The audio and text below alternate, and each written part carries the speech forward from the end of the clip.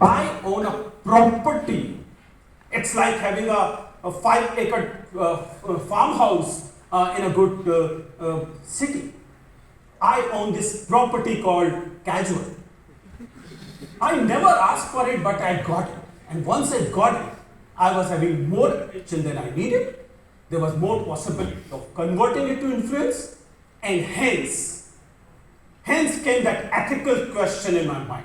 Because once I had this casual property, brands were approaching me. They were rushing at me, offering me money, a lot of money, for converting this influence for sale of their particular product. I'm not saying I said no to everyone, no. If you look carefully, you realize I've done a few commercials there. But then the teacher in me asked, and here comes the question, what I'm doing, is it really ethical? As a teacher, what would I like to do? And then I decided, I'm not saying that I'm not doing those commercials, I'm not saying that I hate money, I'm not saying that I hate popularity. But then I started realizing that if you look carefully, this influence industry has this big problem that most of this influence is being converted into perpetuating certain things which are already existing in the society and not really nice things. For example, inequity in the society. Just look at the influence industry carefully.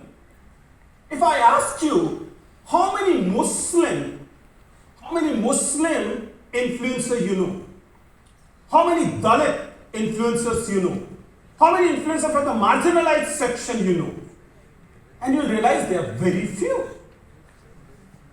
So the entire influencer industry, the entire attention industry, the entire creation industry we are talking about, the creativity we are talking about, is either making no impact or making impact for the worse.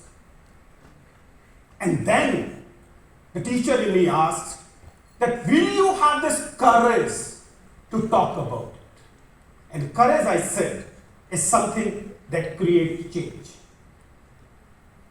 So what I did was that I started talking about things people are uncomfortable about.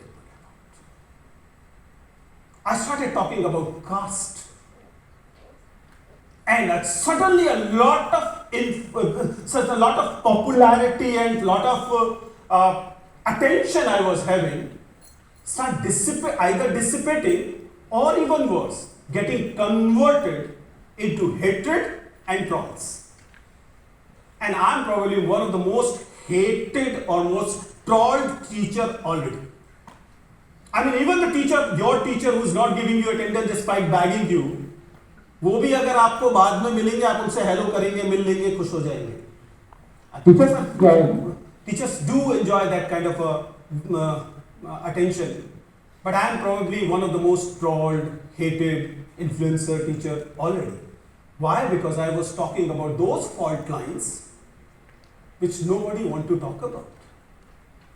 And that was the time when I thought that attention was okay, influence is also okay, but no creation is creation unless it causes some impact. And I started working on that.